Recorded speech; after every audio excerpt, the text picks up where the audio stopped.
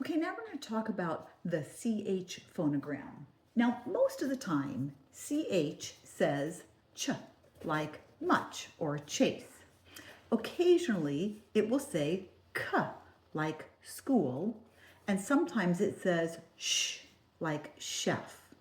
So, for the most part, you're going to, again, these sounds are in the most to least common usage. Usage. Ch, k, and sh. Ch is the most common. K comes in with words that have like Greek origins, like chemistry, okay? And then sh comes in with words that have French origin, like chef and chauffeur. The most common sound is going to be the ch sound. Start with that. Next, go to k, and finally sh. I hope that helps. Look for that in your reading today.